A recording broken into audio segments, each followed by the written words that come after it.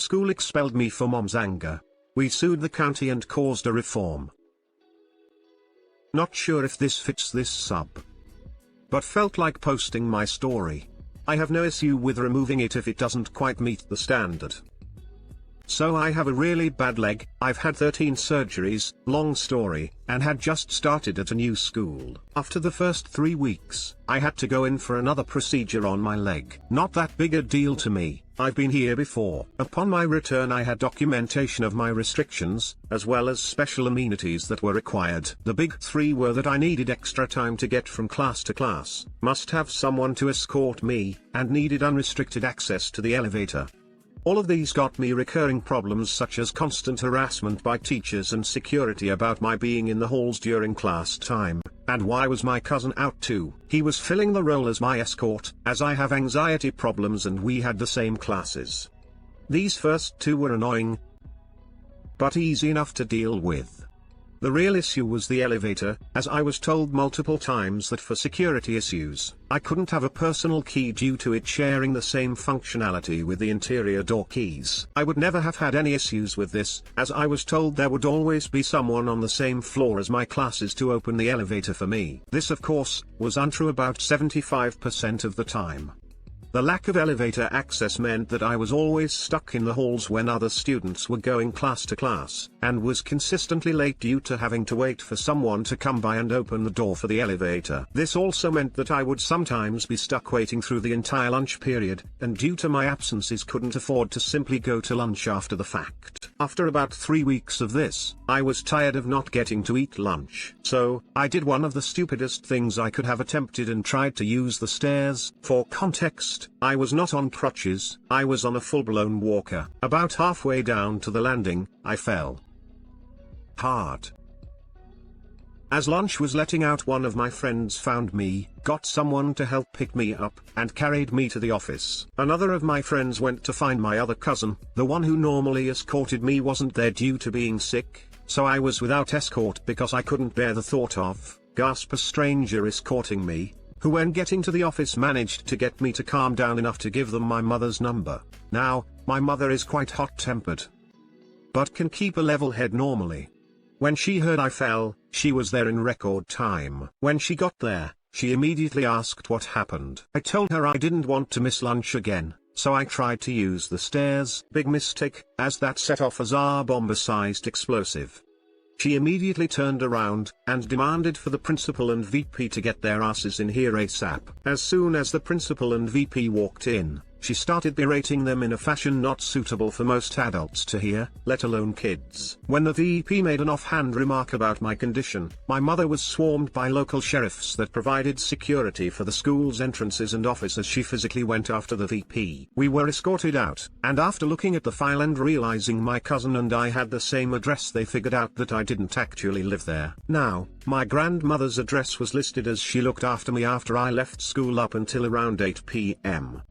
She also was raising my cousin after an issue between her and my aunt. They used this as grounds to expel me, and told her I can be some other school's problem now. I was then enrolled at the school near my house, and had to have yet another surgery to repair the damage that was done as a result of my fall, and redo the work of the previous procedure. I had gotten multiple statements from teachers as well as my doctors, and my parents were moving forward with a lawsuit naming the VP, principal, and the county school board. We were contacted by a lawyer who had won multiple cases against our school board, some of which went to the state Supreme Court, and he told us he would take our case pro bono.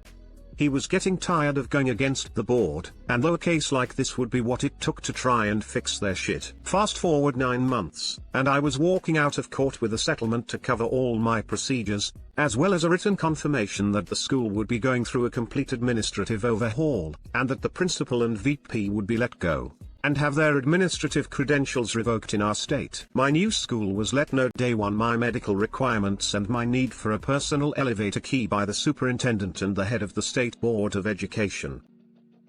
Long story short, school majorly ducked up with handling my medical requirements, resulting in a lawsuit that cost the head administrators their jobs, as well as a full-blown county-wide investigation of disability procedures.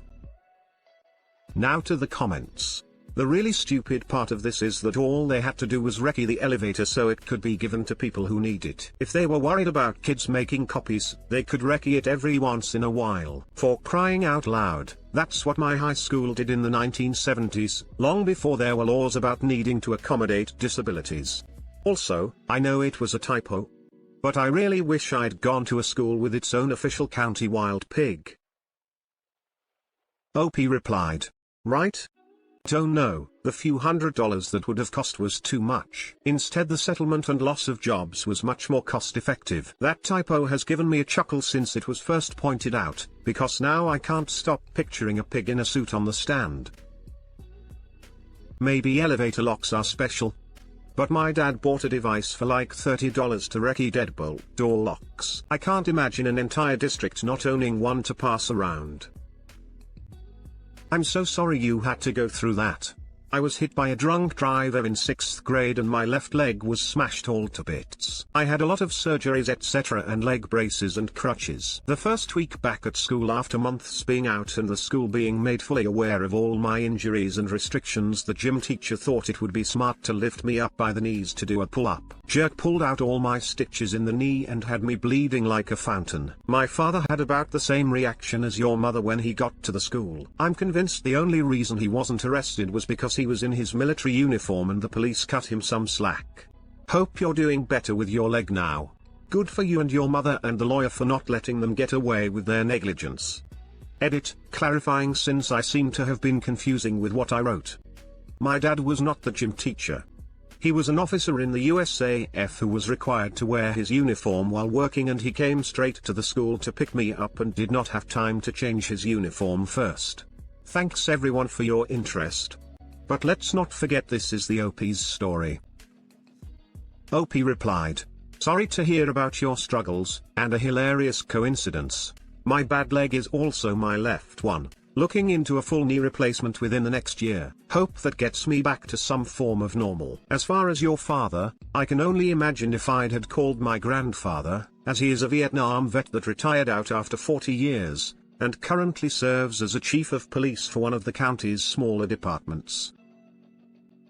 My dad just got a full knee replacement.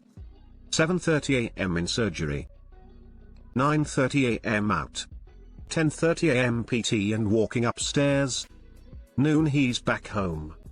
He's an old guy and was fairly sedentary before the surgery and is doing great just a couple weeks out. Surgery sucks, you know. But the new 3D imaged and milled replacement knees are, the bee's knees.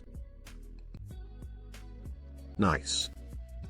It's time to get rid of the attitude that fully accommodating disabilities is asking for special privileges. People with disabilities are only asking for one thing: to be given access equal to everybody else. They deserve that, nothing less. My university had an exception on elevators. Because it was an old historic building.